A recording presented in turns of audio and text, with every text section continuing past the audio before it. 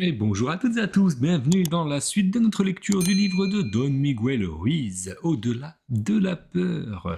Nous avions vu la préface et le chapitre 1 qui a plutôt été bien accueilli par vous, mes auditeurs, merci. Il y a eu presque 1000 vues en quelques jours et pas mal d'abonnements, donc merci pour ça. Je ne sais pas ce qui s'est passé avec ce livre en particulier, est-ce qu'il y a eu un coup de chance dans l'algorithme YouTube qui a fait que les vues ont explosé? Mais ça fait extrêmement plaisir. Et du coup, on va continuer cette lecture avec le chapitre 2. N'oubliez pas de vous abonner et de mettre un pouce vers le haut sur cette vidéo afin qu'elle soit bien référencée. C'est super sympa.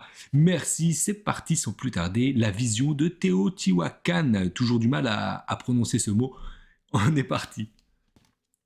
Alors que Miguel Ruiz se trouvait au sommet de la pyramide du Soleil, à Teotihuacan, une vision se forma dans son œil intérieur. En regardant à sa gauche, à plus de 600 mètres, il vit le temple et la pyramide de Quetzalcoatl, le serpent à plumes, ainsi que son avant-cour. La place qu'il contemplait alors, dans un flash intuitif, lui apparut comme la tête d'un serpent dont la gueule ouverte s'étirait vers les marches du temple. En tournant lentement la tête, Miguel suivit le corps de ce serpent qui quittait la place par le nord pour rejoindre l'avenue des Morts. Il plongea son regard vers cette route, 70 mètres en contrebas, et suivit sa progression sur 1 kilomètre, jusqu'à la pyramide de la Lune, à sa droite. Là, à nouveau la place lui apparut comme la tête d'un serpent dont la gueule était faite de marches du temple disposées devant la pyramide.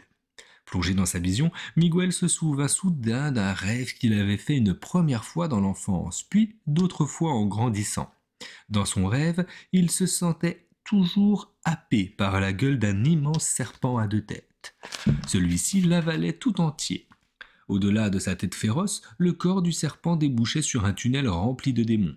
Miguel pensait que ce tunnel représentait l'expérience de la mort. Il sentait qu'il n'avait plus de corps.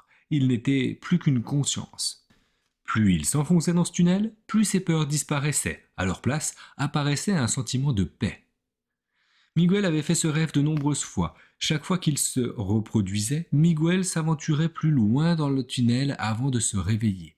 Enfin, un jour, il parcourut tout le corps du serpent et tomba dans sa deuxième tête. Il en fut alors dégorgé dans un nouvel état, métamorphosé, avec la pleine conscience de faire partie de toute chose et de chacun pleinement lié à l'univers tout entier. Ce rêve avait mystifié Miguel, mais désormais il comprenait qu'il représentait Teotihuacan. Une autre mémoire qui revint à l'esprit, Don Leonardo lui avait dit un jour « Au Mexique, un immense serpent dort depuis des siècles. Lorsqu'il s'éveillera, la planète changera. Les humains transformeront le rêve de la planète. » Cette histoire était aussi en rapport avec Teotihuacan, et elle semblait avoir un lien avec son rêve. Mon rêve était l'écho d'un rêve ancien. J'étais sur la même fréquence que ce rêve qu'un autre avait fait et qui inspira la construction de ce lieu. Cette autre personne, c'était Smoky Mirror. Lui et moi, nous ne sommes qu'un seul être, parce que je suis lié à sa vibration, explique Miguel. Chacun d'entre nous a potentiellement la capacité d'entrer en contact avec le schéma vibratoire de quiconque ayant déjà vécu. Ces schémas vibratoires, que l'on appelle enregistrement akashique, existent au niveau éthérique. Selon Miguel, lorsqu'on entre en contact avec le schéma d'une vie antérieure, notre âme réincarne ce schéma en elle-même. Notre âme n'a pas nécessairement vécu la vie d'une autre personne, mais lorsque nous sommes dans un état de conscience altéré, nous pouvons accéder à d'autres vibrations de vie. En nous accordant à l'une d'elles, nous réveillons une partie permanente de notre mémoire. Miguel avait donc réveillé Smoky Mirror et rêvé son rêve. Teotihuacan provoqua une telle sensation de déjà-vu chez Miguel qu'il se brancha à une autre vie. Il se vit debout sur la place du temple de Quetzalcoatl au milieu d'une foule d'adorateurs venus de très loin, dans l'attente pieuse d'un miracle. C'était en 1929. L'être dont il assumait l'identité était un moine hindou portant une robe orange. Miguel pénétra cette expérience au moment où ce moine se disait à lui-même « Je vais renaître au Mexique dans une famille qui m'enseignera la connaissance de Teotihuacan ». En 1952, quelques mois après que ce moine mourut, naquit Miguel Ángel Ruiz. Miguel pensait que son âme avait pénétré le corps de Sarita, sa mère, avant la mort du moine. Cet épisode est conforme aux croyances orientales classiques en matière de réincarnation. Il n'est pas surprenant que cet événement impliquât l'Inde.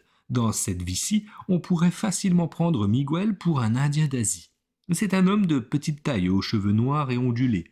Son visage est éclairé par 2 grands yeux foncés empreints de sagesse. On n'a aucun mal à l'imaginer portant une robe ou un dhoti à la maison parmi d'autres hindous. L'Inde attirait tellement Miguel qu'il s'y rendit et exécuta un rituel funéraire pour rompre sa connexion passée à ce pays et se libérer afin de vivre pleinement son existence présente. Je n'ai plus le sentiment de venir de l'Inde. Maintenant, je suis de ce monde-ci. La même connaissance secrète que l'on trouve au Mexique est aussi disponible en Inde, mais leurs disciplines diffèrent. En Inde, le temps se meurt très lentement. On peut y méditer des heures et des heures afin d'arrêter l'esprit rationnel et d'atteindre la transcendance. Toutefois, pour nous, aller en Inde et essayer d'atteindre la transcendance s'avère difficile. En Occident, nous vivons avec le besoin urgent de tout comprendre, besoin qui fait défaut aux Indiens. En conséquence, notre cheminement est plus rapide que celui de l'Inde. Il est donc plus facile d'adapter la connaissance des Toltecs, ou d'autres systèmes de connaissances indigènes occidentaux, et d'apprendre à nous transformer ici, plutôt qu'en Inde. Le sentiment d'être déjà venu à Teotihuacan, comme un moine hindou, perdurera en Miguel, tout comme son identification à Smoky Mirror. Ces 2 visions confirmaient que Teotihuacan était un lieu spirituel, celui où ses rêves devenaient réalité. Avant de redescendre de la pyramide du soleil, Miguel songea « J'emmènerai beaucoup de personnes ici ». En cet instant, il acceptait la responsabilité de réaliser ce que Don Leonardo avait évoqué des années plus tôt lorsqu'il avait dit que Miguel diffuserait les connaissances sacrées partout dans le monde. Mu par sa foi, Miguel organisa son premier voyage guidé à Teotihuacan en mai 1988, 2 mois seulement après sa première visite. Par la suite, il y emmena plus de 60 groupes.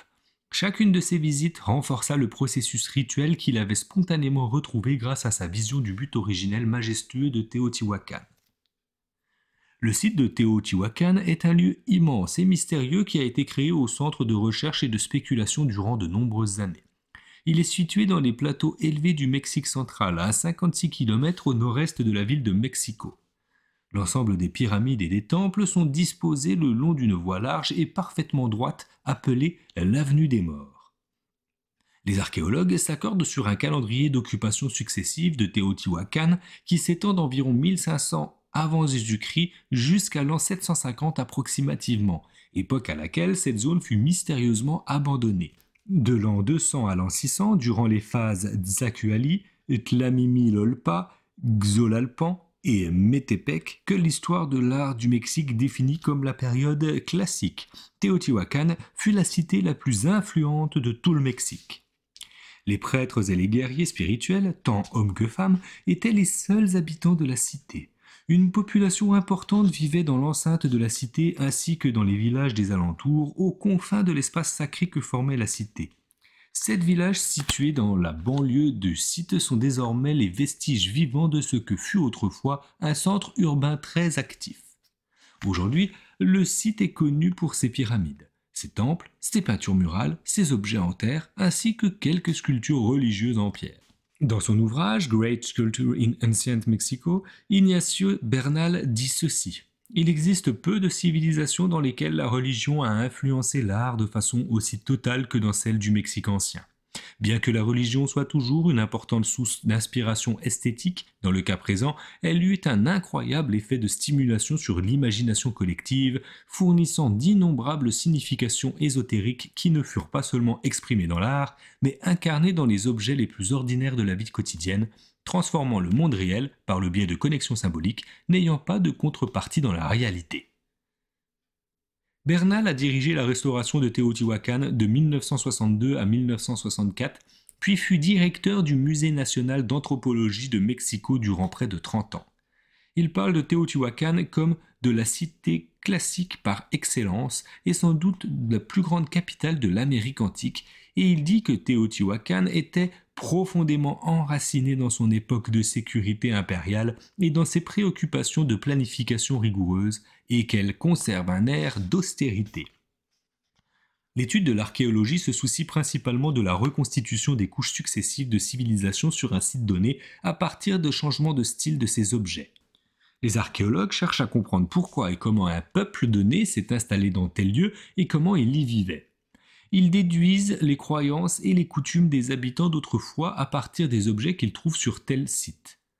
Lorsqu'on visite Teotihuacan, on peut en effet s'intéresser aux objets découverts sur le site, mais il est plus probable que ce lieu éveille en nous l'envie d'en connaître le sens. L'auteur très controversé mais néanmoins fascinant Zecharia Sitchin croit que les lieux saints de Teotihuacan ont peut-être été construits par des dieux, venus de l'espace pour visiter la Terre. Selon sa théorie, ces dieux ont tout d'abord atterri au Moyen-Orient, ensuite ils ont dirigé les Olmecs qui possédaient des caractéristiques africaines et un autre peuple du Moyen-Orient aux barbes et au profil sémitique afin de démarrer la construction de Teotihuacan. Leurs premières structures furent ensuite agrandies et embellies par d'autres groupes dont les intentions différaient de celles des Olmecs. Dans sa série de livres intitulée Chroniques terriennes, Sitchin développe une théorie selon laquelle des explorateurs de la planète Nibiru seraient venus sur Terre pour y chercher de l'or. Dans leur laboratoire, ils auraient créé les premiers humains à partir de leurs propres gènes mélangés à ceux de proto-humains primitifs. Ces hybrides, conçus pour servir d'esclaves dans les mines d'or, auraient commencé par vénérer les dieux qui les avaient créés. Bientôt, cependant, ces esclaves auraient développé assez d'intelligence pour défier leur créateur. Leur fertilité les aurait conduits à repeupler la planète avec des êtres humains plus avancés. Notre cycle historique évolutif actuel commencerait avec eux. Dans la théorie de Sitchin, Teotihuacan aurait été construit pour les dieux afin de devenir une raffinerie d'or d'1 kilomètre de long, l'eau et le minerai brut s'écoulant le long d'une pente de 30 mètres vers le sud en passant par un système complexe de canaux dont le but était d'extraire l'or. Cet or n'aurait pas été utilisé à Teotihuacan, il aurait été envoyé sur Nibiru, par le biais d'un système d'approvisionnement intersolaire. Quel que soit l'intérêt que l'on puisse porter à des spéculations aussi exotiques, il existe une autre interprétation de Teotihuacan. C'est celle que Miguel Ruiz a synthétisée à partir de son héritage toltèque ancestral, de ses visites répétées à Teotihuacan et de ses visions en transe. L'enfer sur Terre. L'un des concepts fondamentaux de l'enseignement de Miguel est que la vie sur Terre, c'est l'enfer. L'enfer, c'est le rêve collectif que partagent les humains. Les rêves individuels et collectifs sont en réalité cauchemardesques. Chaque individu a son propre rêve de la réalité et de même, chaque famille, chaque communauté, ville ou nation, ainsi que toute l'humanité, possède son rêve propre. Nous participons tous à ce rêve caractérisé par la peur. La guérison ultime consisterait à se réveiller de ce rêve et à être ainsi libéré de l'enfer. Teotihuacan a été conçu dans ce but, pour libérer les humains de leur peur. Une telle liberté nous permet de recouvrer les connaissances de notre nature divine. Les humains sont des dieux, ce qui explique le nom de Teotihuacan, littéralement, c'est l'endroit où les hommes deviennent des dieux. Grâce à ces visions, Miguel sait que les gens qui se sont installés les premiers dans la vallée de Teotihuacan venaient de la région des Cygnes ou d'Aztlán, située quelque part dans le nord des États-Unis, voire au Canada. Ces personnes étaient des indigènes du continent nord-américain. Elles n'étaient ni des nomades ni des réfugiés d'Afrique. Lorsque les Aztlán pénétrèrent dans cette vallée, ils y découvrirent plusieurs grottes dans lesquelles ils construisirent un réseau de tunnels reliés. L'une de ces grottes, connue sous le nom de Cœur de l'Univers, est devenue un lieu saint consacré à la Terre-Mère. Cette grotte, composée de 4 parties en forme de feuilles de trèfle, a récemment été localisée sous la pyramide du Soleil. C'est délibérément que cette pyramide a été construite sur cette grotte. John B. Carlson, auteur de l'article Rise and Fall of the City of the Gods dans la revue Archéologie novembre-décembre 93, prétend qu'il s'agissait d'un tunnel de lave sèche, à 4 compartiments. Miguel pense que dans cette grotte se trouvait autrefois un lac alimenté par une rivière. Dans cette grotte, un homme personnifiant Smoky Mirror rêva qu'il était avalé par un serpent à 2 têtes et digéré par le corps de celui-ci, jusqu'à ce qu'il ne reste de lui que son essence, un rayon d'amour et de lumière. Suite à ce rêve, il conçut l'agencement de Teotihuacan comme une représentation de ce serpent. En s'harmonisant au plan où se trouvait Smoky Mirror, un disciple bien préparé peut être conduit à travers ce site jusqu'à sa propre divinité. Il peut alors être libre à jamais de toute peur.